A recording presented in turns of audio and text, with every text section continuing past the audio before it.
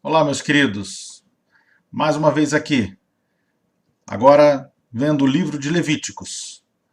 Teremos a nossa quinta aula e veremos os detalhes, a bênção, a alegria do que é o livro de Levíticos. Muitos ensinamentos, muita informação, muitas curiosidades, muito enriquecedor. O Levíticos é um livro precioso que deve ser guardado no coração de maneira especial. É o livro que fala sobre santidade. É o livro que nos ensina o caminho para estar santo diante daquele que é santo, como o Senhor. O livro que nos ensina a andar pelos caminhos da presença de Deus. Um livro importante e que devemos prestar muita atenção em cada detalhe. Vamos ver aqui o impacto no Novo Testamento. Vamos ver a ligação entre o Velho Testamento e o Novo Testamento. Vamos ver a relevância desse livro na nossa vida espiritual. Vamos dar continuidade. Então, seguindo aqui o capítulo-chave, Levítico 16, com os seus versículos-chaves. Capítulo 17, versículo 11, capítulo 20, versículos 7 e 8. O livro se chama Levítico porque foi a lei que Moisés recebeu para dar à tribo de Levi, ensinar todos os detalhes do serviço ao Senhor na sua obra. E nós veremos aqui todos os conceitos de santidade perante o Senhor. A importância, a seriedade de levar a santidade a sério e os riscos daqueles que não a levavam a sério. Vamos ver aqui o Yom Kippur, ou o dia da expiação, o dia mais importante do calendário hebraico. O único dia em que o sumo sacerdote ele tinha um único momento no ano para entrar no lugar santíssimo. E nesse lugar ele se apresentava diante de Deus. Ele se preparava um ano. Ele fazia o sacrifício por ele, pelo povo, e ele se apresentava naquele momento, naquele dia, perante o Senhor, no lugar santíssimo, aonde estava a Arca da Aliança. E ali, o povo todo, do lado de fora, esperando ansiosamente para saber se haveria mais um ano de perdão que o Senhor lhes daria para que o povo estivesse sobre a graça, sobre a bênção do Senhor. O dia da expiação, Yom Kippur, era o dia que determinava um novo ano para o povo de Israel, na presença de Deus. Vamos ver aqui o autor, sempre Moisés, como já comentamos. O período de ação, o livro ele vai pegar justamente quando o povo está acampado em frente, debaixo, aos pés do Monte Sinai, para receber a palavra do Senhor através de Moisés. A relevância desse livro no judaísmo e no cristianismo. No judaísmo, muitos consideram como sendo o livro de maior impacto. E esse livro, tradicionalmente, é o primeiro livro a ser ensinado para os judeus quando eles eram crianças.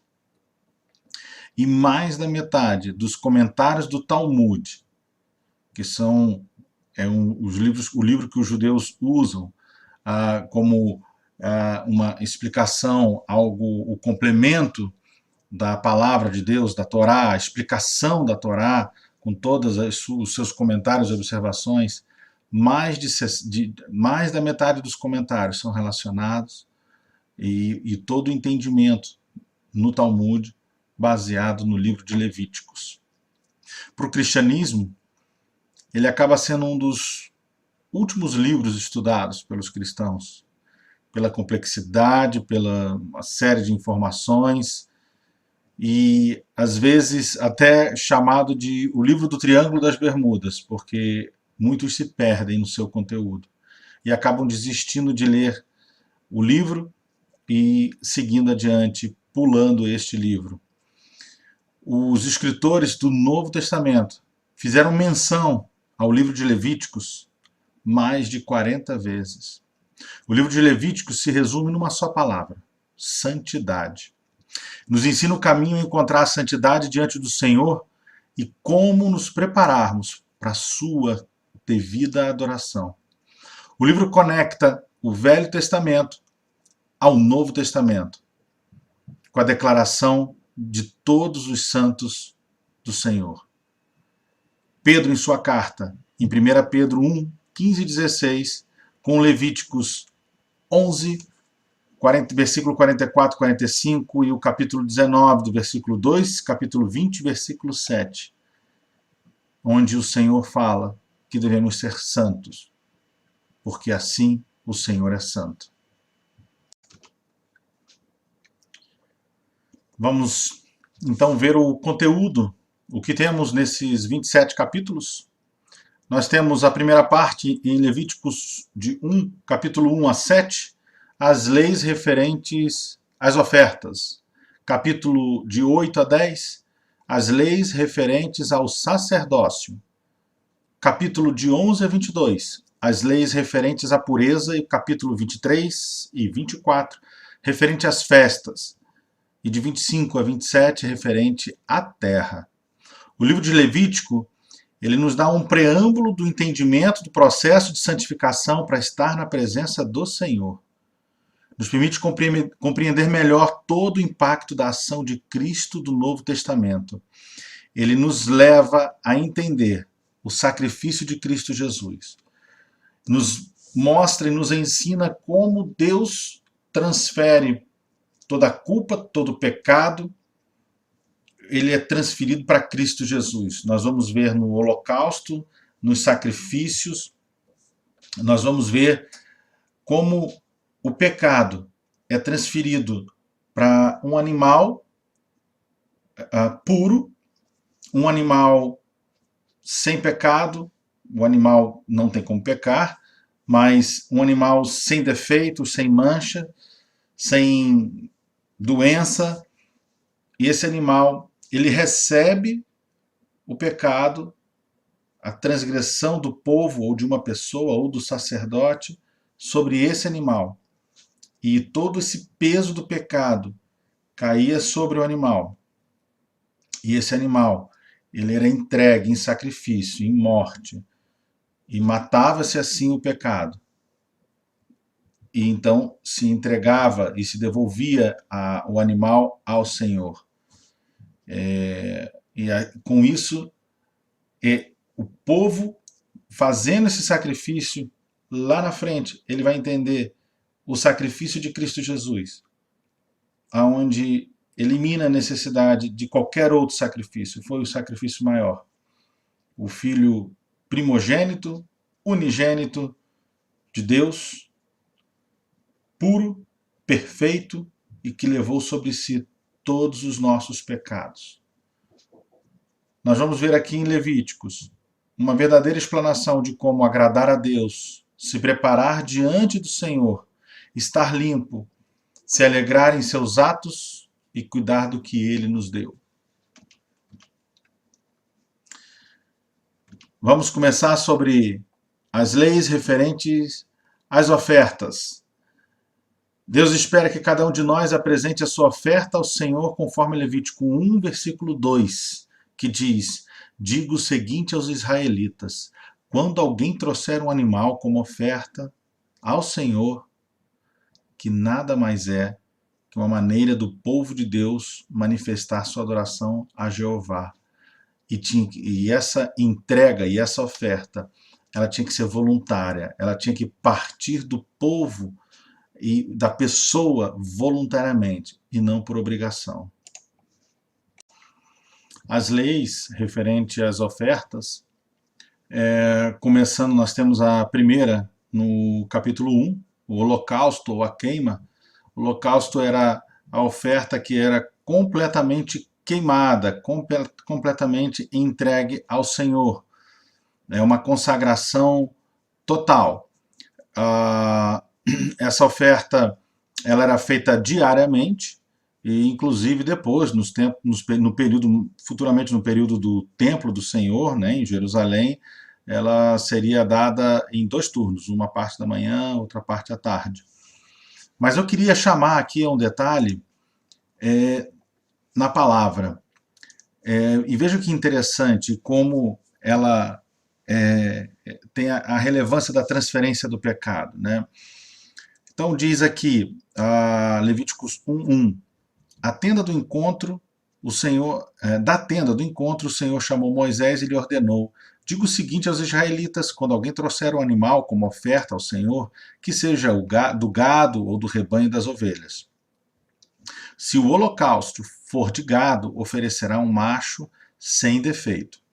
Ele o apresentará à entrada da tenda do encontro, para que seja aceito pelo Senhor, e porá a mão sobre a cabeça do animal do holocausto, para que seja aceito como propiciação em seu lugar. E porá a mão sobre a cabeça do animal, para que ele seja aceito no lugar daquele que estava entregando. Tá? E é justamente isso que acontece com Jesus. Ele se entrega em nosso lugar. Então esse procedimento, essa ação, ela já começava desde o início aqui, mostrando, na verdade, era uma antecipação. Muita gente fala, mas que crueldade, matar um animal. Você pode até pensar assim. E o Senhor, o que estava mostrando, na verdade, já estava preparando o povo para o entendimento de que lá na frente ele entregaria o seu filho para a morte, a favor de todas as pessoas que nele crescem, em Cristo Jesus.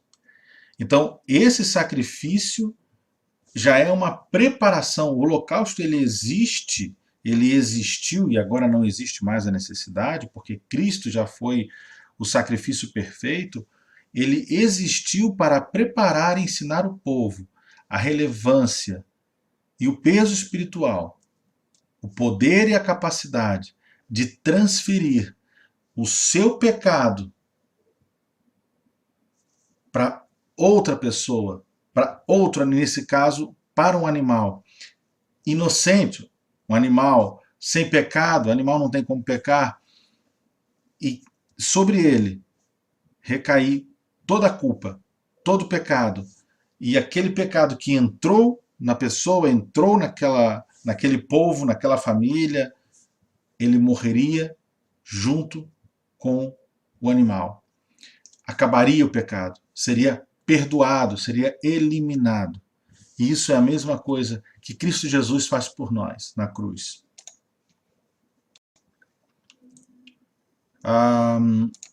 A oferta de manjares ou cereais, ela representa uma oferta da dádiva do Senhor, de tudo que o Senhor deu, da colheita, de toda a parte dos seus cereais ou vegetais, da parte da agricultura, como reconhecimento à bondade de Deus, o povo, a pessoa chegava em retribuição e consagrava e entregava ao Senhor uma parte. Ela preparava um pão, preparava o alimento, e esse alimento era preparado com a sua melhor farinha, o seu melhor azeite, ele era preparado da melhor maneira porque seria ao Senhor.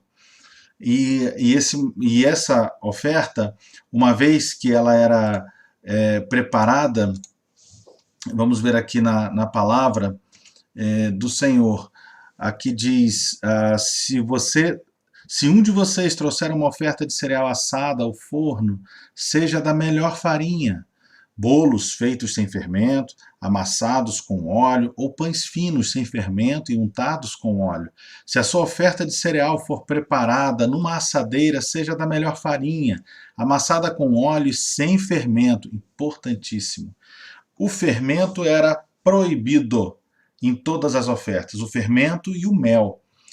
O mel também tem os seus efeitos de fermentação, e o fermento ele é entendido e colocado como pecado, visto na Bíblia, interpretado na Bíblia pelo Senhor como pecado, algo artificial que entra para contaminar a massa. Então, por isso, o fermento era proibido. E nós temos aqui dividida em pedaços e derrame óleo sobre ela.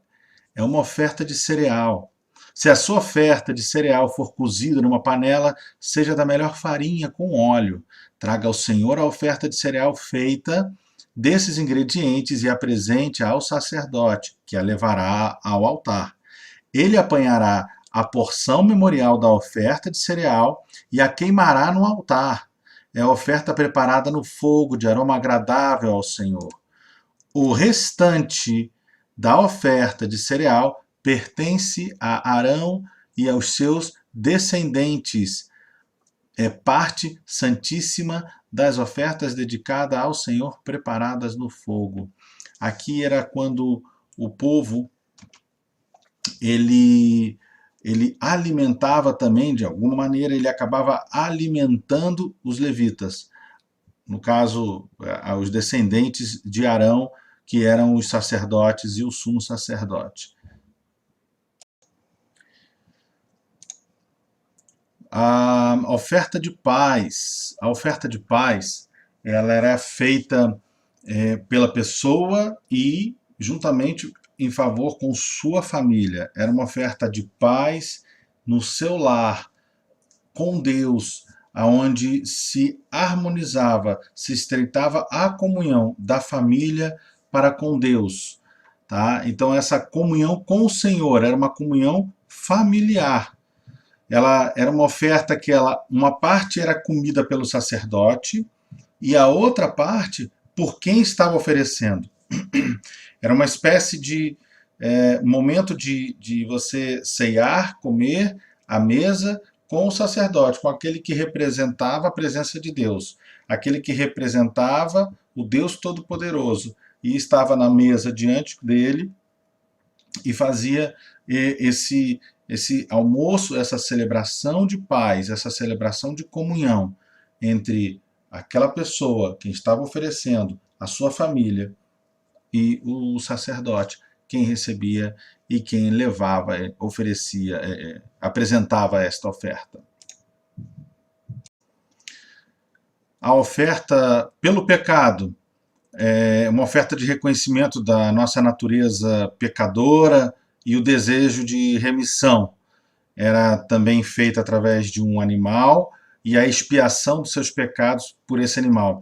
Essa era uma oferta diferente, ela apresentava o ofertante, ou quem estava oferecendo essa oferta, ele muitas das vezes desconhecia, ele não sabia qual era o pecado, mas ele sabia a sua natureza pecaminosa, sabia que ele errava.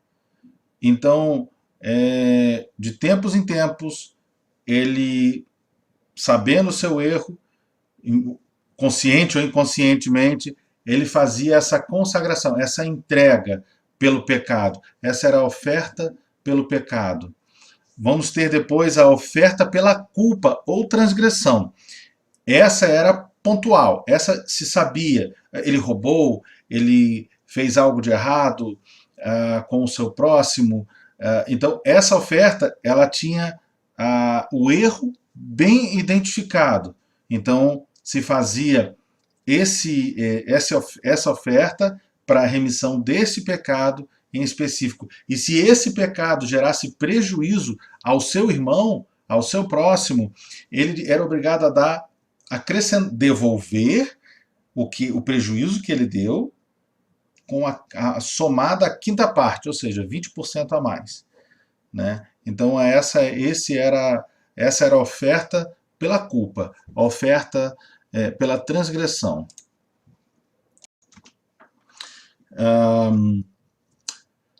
E observe que as ofertas pelo pecado e pela culpa, que são as duas últimas, a 4 e a 5, apesar delas estarem escritas no final, elas são as bases para poder fazer as outras ofertas.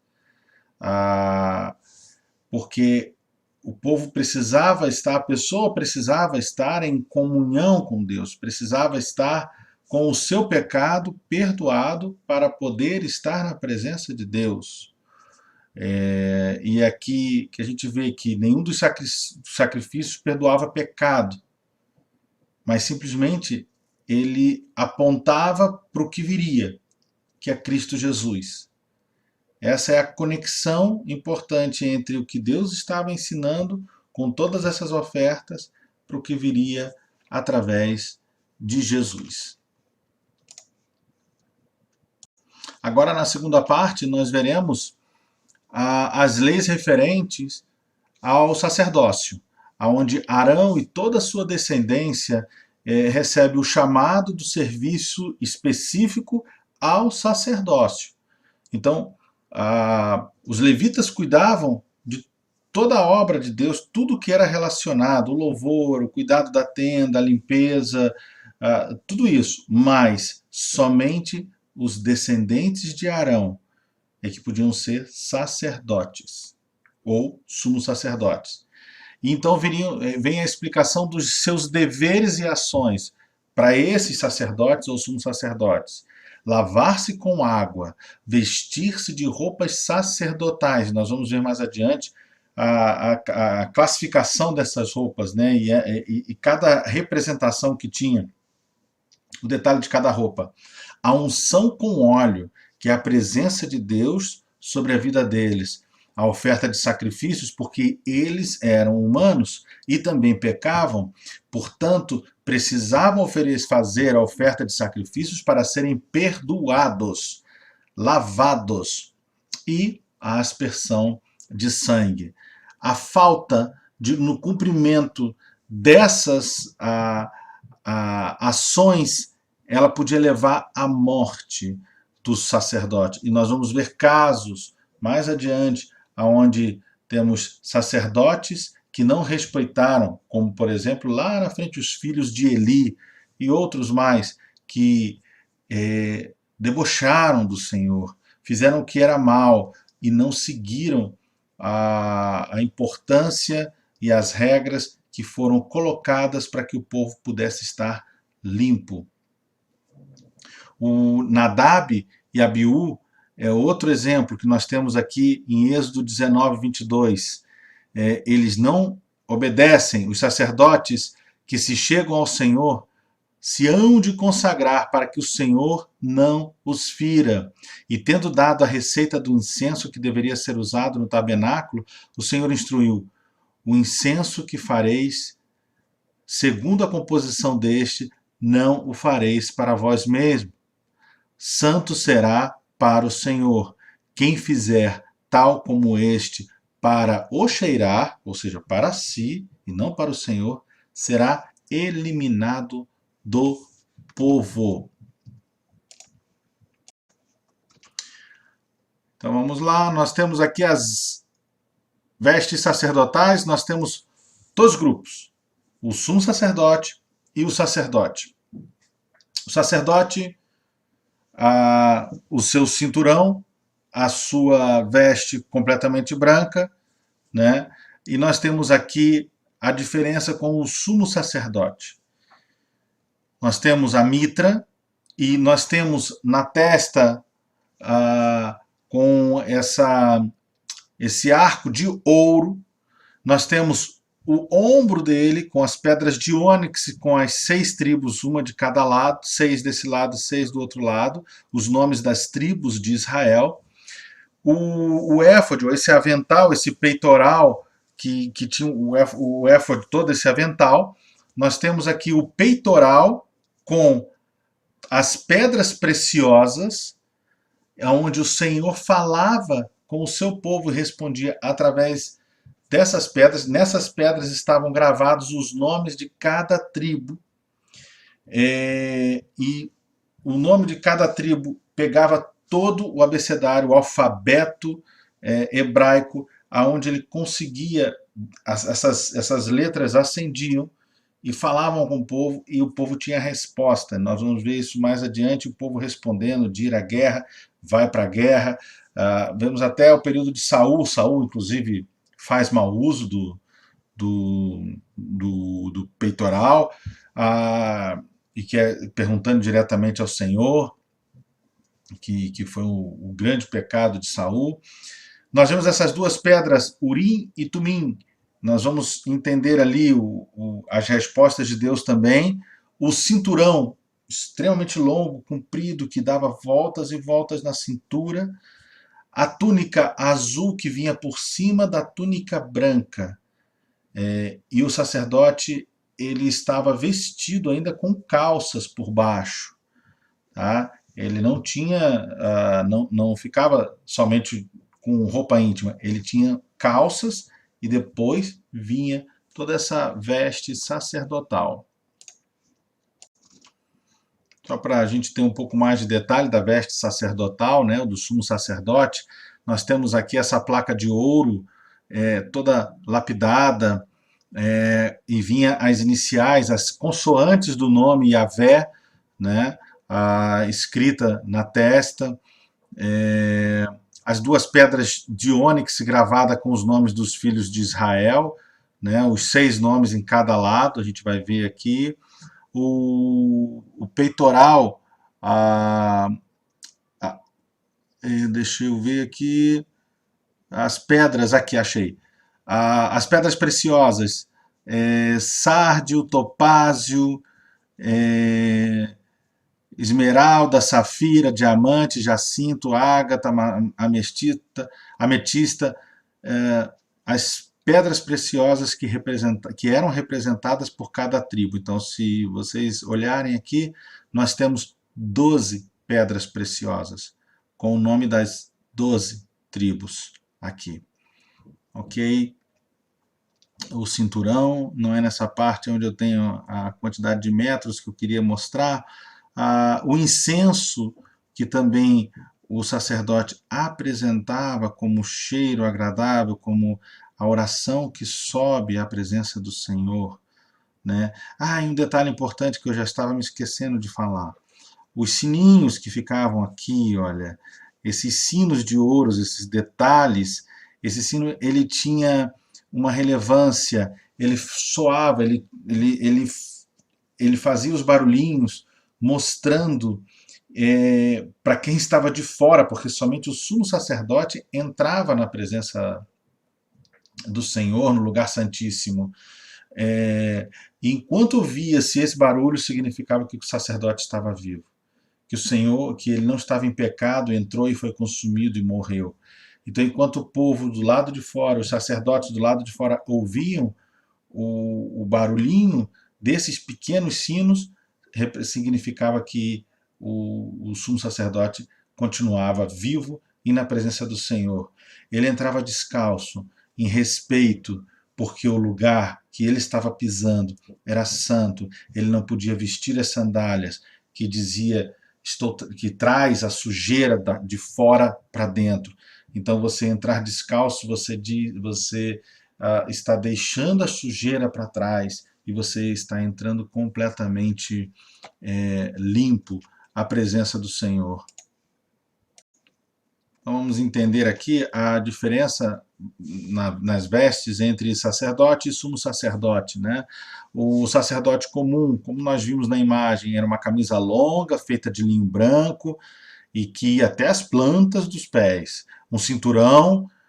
Cohen, aqui eu estou respeitando as palavras, e nós vamos ver mais adiante aqui também algumas descrições, de acordo com o site, com a fonte com que eu trouxe, então eu estou respeitando algumas coisas. Aqui está a informação que eu queria trazer. O Cohen é sacerdote, a tradução para sacerdote. Usava o cinturão por cima da camisa. O cinturão era longo, aproximadamente 19 metros, dava muitas voltas ao redor da cintura do sacerdote, tá? E ele era feito com uma tela colorida. As calças que ele vestia, que não se dava para ver, eram mais curtas e feitas de linho branco. O turbante ao redor da cabeça do sacerdote se colocava uma cinta de linho branco que dava muitas voltas até formar o chapéu que terminava em ponta.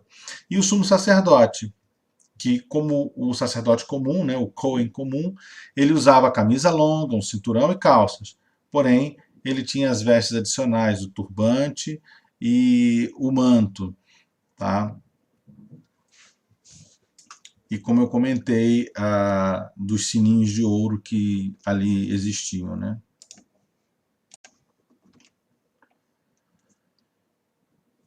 Como eu já falei, né, o motivo pelo qual o manto tinha esses sinos, né, as campainhas, servia de um aviso de que o sacerdote não tinha sido consumido. E isso também era uma garantia. Se o sumo sacerdote ele conseguiu sair vivo dali, significava que o povo estava perdoado. Se o sino parasse de tocar, significava que o Senhor não tinha aceito o sacrifício, o povo estava em pecado, ou o sumo sacerdote não se preparou adequadamente, e o pedido de perdão para mais um ano, ele tinha sido rejeitado.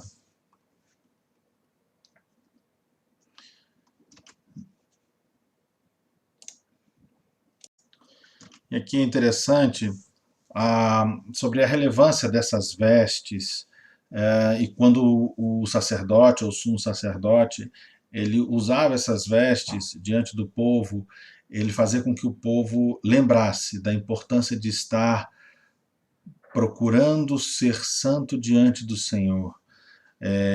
Os judeus eles usavam o tefilim, né, que é esse turbante o dia todo.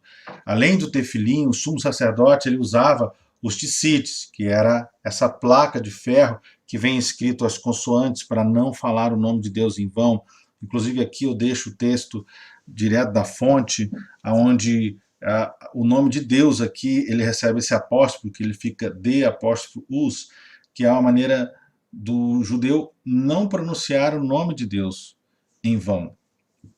E por isso as palavras vinham as consoantes escritas Yahvé, para eles não terem que falar o nome de Deus em vão e nem escrever, né? E essa vestimenta fazia com que quem a estava vestindo, o sumo sacerdote, também estivesse lembrando constantemente de que ele tinha que se portar de maneira digna diante do povo, porque ele estava representando o Senhor. Então, isso servia também para o sacerdote. Então, quando o povo via um sacerdote, um sumo sacerdote, e via as vestes, ele lembrava de que aqueles estavam se consagrando por eles e que ele precisava melhorar a sua vida. Ele precisava buscar a santidade. E até o povo se envergonhava, as pessoas se envergonhavam, não do sumo sacerdote ou do sacerdote, se envergonhavam por eles serem pecadores e não conseguirem estar na presença de Deus constantemente. E por isso eles se envergonhavam. Mas isso, por outro lado, era bom, porque fazia com que eles respeitassem e entendessem a relevância, a importância de estar na presença de Deus, a seriedade de se estar na presença de Deus.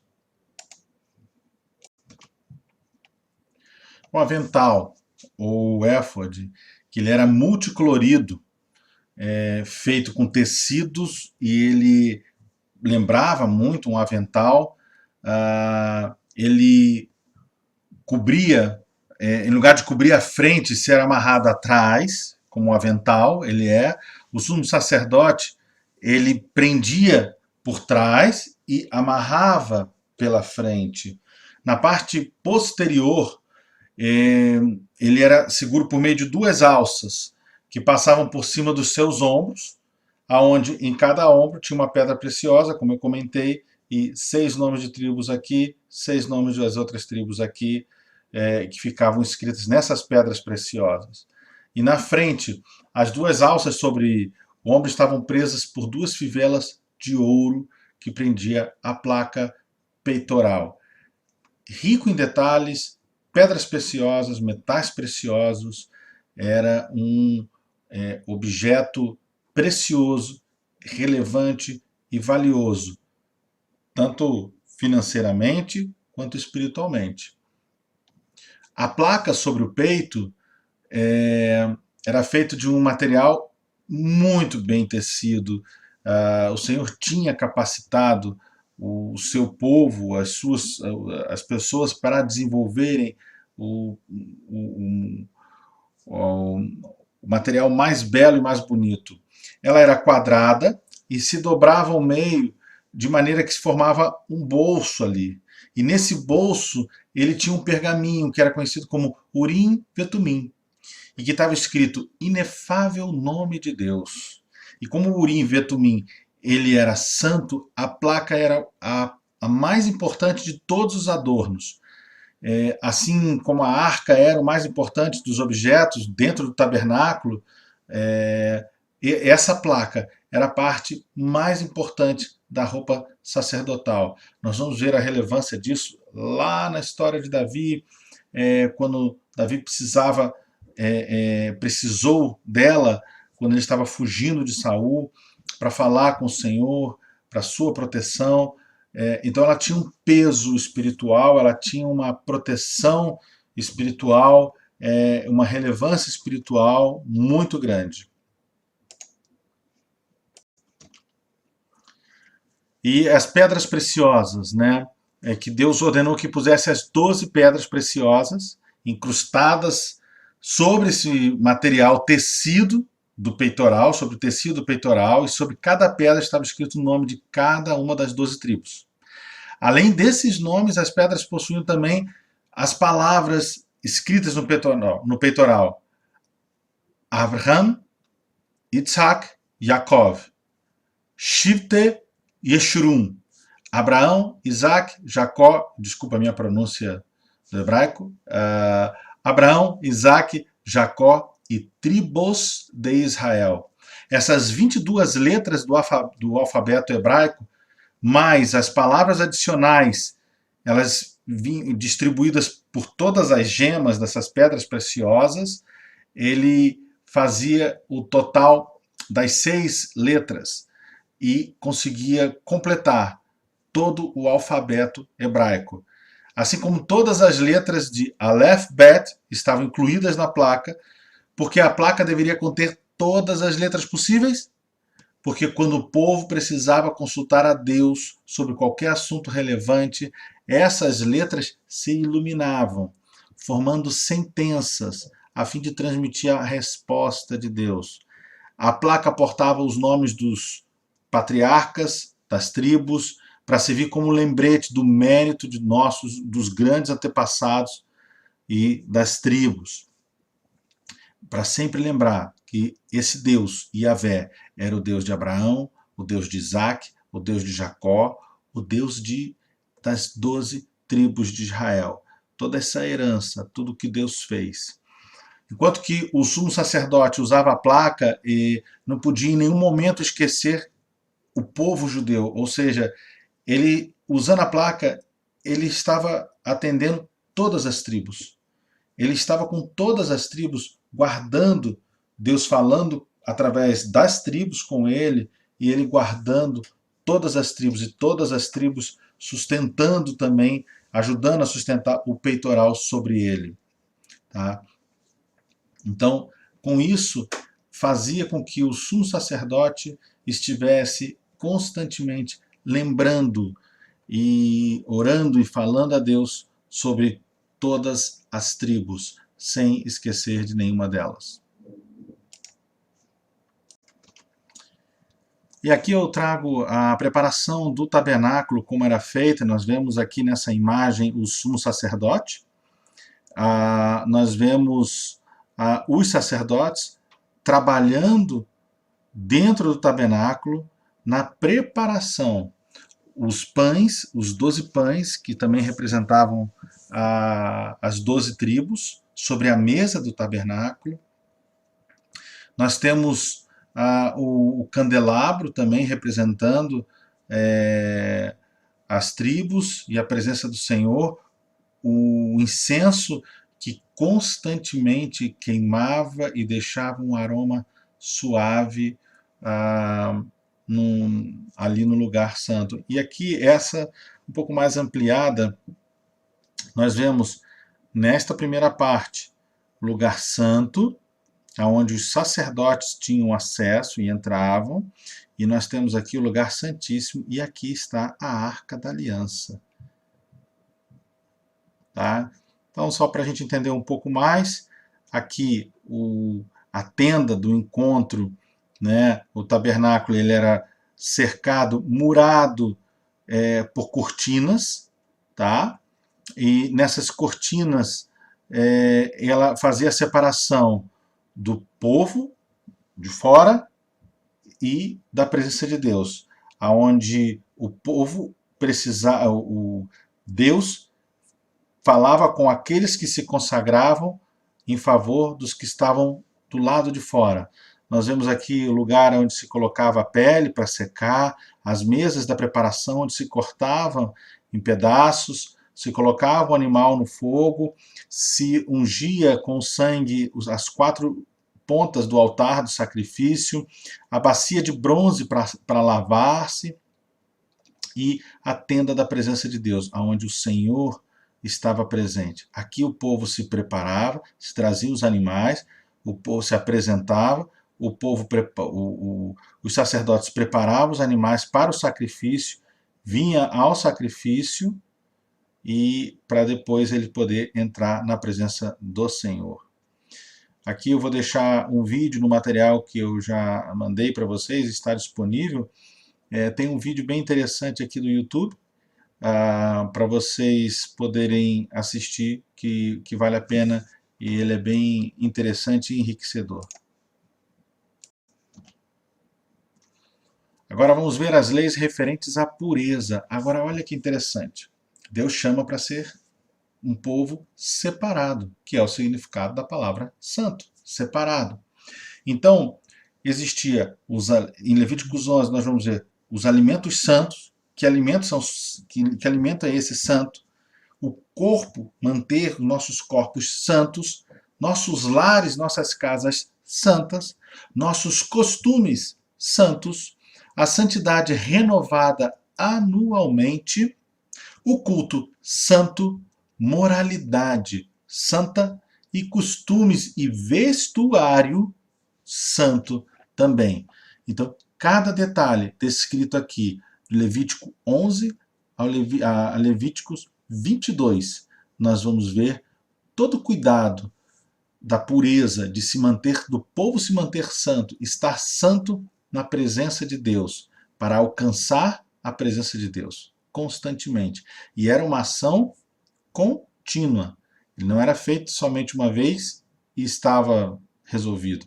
Continuamente o povo precisava caminhar em santidade.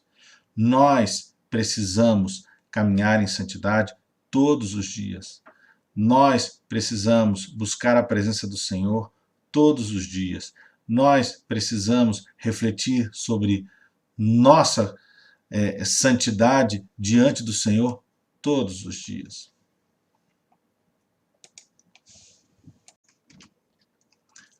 Nós temos as leis referentes às festas, de Levítico 23 a 24, onde temos a festa do sábado, o sabá, o 7º dia, que era o dia de descanso. Semanalmente, os israelitas se reuniam, né, na véspera, né, do sabá, para iniciar toda a sua consagração, o seu descanso para o dia seguinte, onde nesse dia, no 7º dia, eles descansavam e fazia todos descansarem também, e ali se reuniam para estar na presença de Deus, em adoração e em louvor.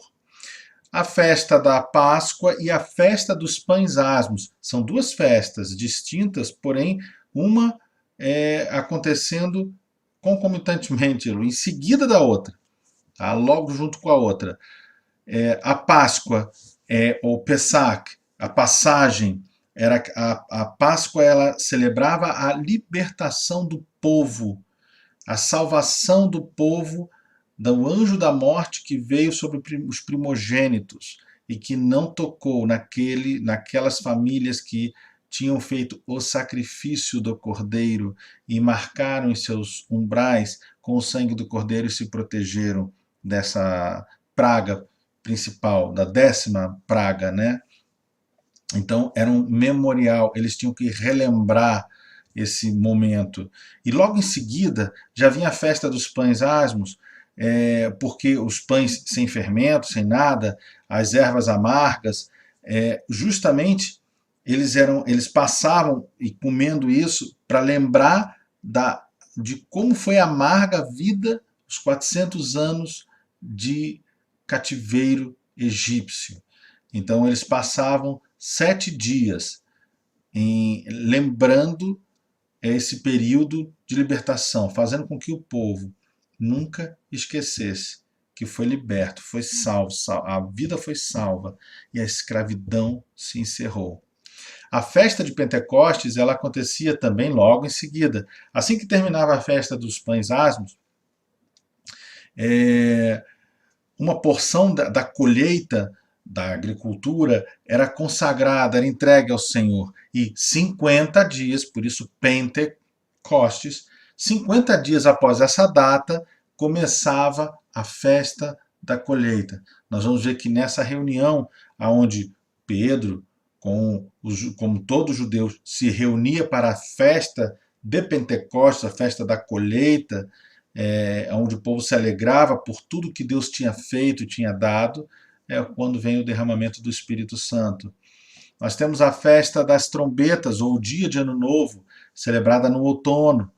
Ela passou também a ser a festa de comemoração de reunião do povo depois da dispersão, depois do povo disperso. O dia da expiação, e esse era o grande dia, que uma vez por ano o sumo sacerdote entrava na presença do Senhor, no lugar santo dos santos, no lugar santíssimo, ele se apresentava para pedir perdão dos pecados do seu pecado e dos pecados do povo, para que tivessem mais um ano de bênção diante do Senhor. E a festa dos tabernáculos, essa era a última festa do ano e comemorava os dias em que o povo de Israel viveu em tendas durante sua jornada no deserto, durante os 40 anos, quando o povo ele morava em tendas e não tinha terra, e eles eram um povo nômade durante esses 40 anos. E até hoje os judeus celebram essa festa, onde eles saem de suas casas e são montadas tendas, e eles vão, hoje eles não vão, muitos não vão dormir ou habitar nessas tendas. Essa barraca ela fica montada, ali eles entram e oram e lembram desse período em que o seu povo, os seus ancestrais caminharam no deserto, sofreram no deserto e não tinha um lugar fixo, era um povo nômade. E só para a gente entender e resumir melhor as festas, né? Essa sequência de festas, nós temos aqui a Páscoa, que é a crucificação de Cristo, as primícias, que são entregues, que logo em seguida é a ressurreição de Cristo, Pentecostes, que vem o derramamento do Espírito Santo, as trombetas mencionadas em Apocalipse, é o arrebatamento do povo de Deus, e a festa de tabernáculos, a nossa morada permanente com Cristo Jesus. Essa é a nossa alusão dessas festas ao Novo Testamento com Cristo Jesus. E nós temos aqui as leis referentes à terra, né? Nós temos o ano do descanso, ou o ano sabático e o ano jubileu.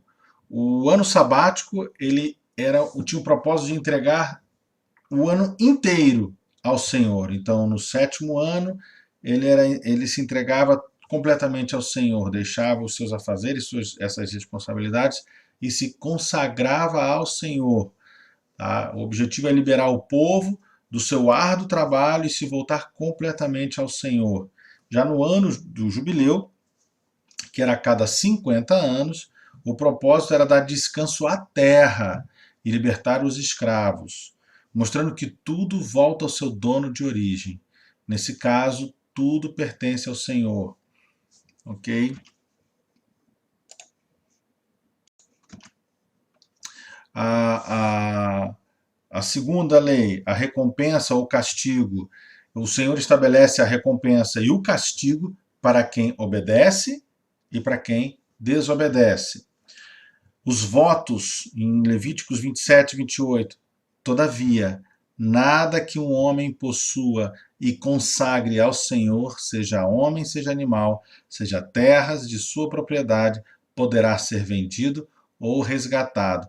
Todas as coisas assim consagradas são santíssimas ao Senhor.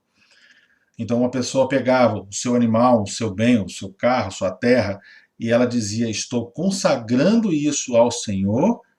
Ela entrava num congelamento, era do Senhor, não era mais de propriedade daquela pessoa, ela servia para o Senhor. Então, o dono, o seu proprietário, ele não tinha direito de vender aquela terra, ou se desfazer daquilo que ele consagrou, porque aquilo era do Senhor. Ele colocou à disposição do Senhor. Então, esse voto, essa lei, não permitia que ele vendesse a terra enquanto ela estivesse consagrada. Ou o animal, ou qualquer outra coisa que ele estabelecesse como voto e consagração. E aqui, só para termos uma ideia, né? No centro, a tribo de Levi cuidando do tabernáculo, e ao redor nós temos as 12 tribos de Israel: Simeão, Gade, José com Efraim, José com Manassés, com os filhos de Manassés, Benjamim, Dan, Azer, Naftali, Judá, Issacar, Zebulon e Ruben. Então nós temos as 12 tribos de Israel, todas simbolizadas ao redor, e elas ficavam agrupadas. Eu coloquei essa imagem para a gente ter uma ideia que as tribos não se misturavam entre si. Os seus acampamentos, eles tinham os seus agrupamentos, os seus estandartes, as suas famílias ficavam ali representadas, então tinham suas bandeiras e cada um sabia qual era a sua tribo. E finalmente, para encerrarmos, no livro de Êxodo, nós vemos a oferta de perdão. No livro de Levítico, oferece a pureza. Em Êxodo, temos a aproximação de Deus ao homem. Em Levítico, é a aproximação do homem a Deus. Em Êxodo, Cristo é o Salvador. Em Levítico, ele é o santificador. Em Êxodo, a culpa do homem é destacada. Em Levítico, a profanação do homem é destacada. Em Êxodo, Deus fala do alto monte. Em Levítico, ele fala do tabernáculo. Em Êxodo, o homem se aproxima de Deus. Em Levítico, o homem é mantido próximo para Deus. Esse é o comentário de Vernon McGee. Deixo aqui para vocês. E também uma adaptação de G. Campbell Morgan. Gênesis ensina a importância da fé. Êxodo ensina que a fé se manifesta na adoração e na obediência. E Levítico nos ensina mais sobre a adoração. Uma vida de adoração e consagração ao Senhor. Encerramos aqui, meus queridos, essa aula. Demos uma passeada sobre alguns detalhes sobre o livro de Levíticos. Deixo aqui a bibliografia. Espero que vocês desfrutem bastante desse material. Esse material está em PDF e disponível para vocês também. Caso alguém precise, só colocar nos comentários que eu encaminho o PDF para você sem nenhum problema. Ok? Muito obrigado. Deus os abençoe. Que tenham um excelente dia, uma excelente semana na presença do Senhor, com santificação, com adoração. Amém.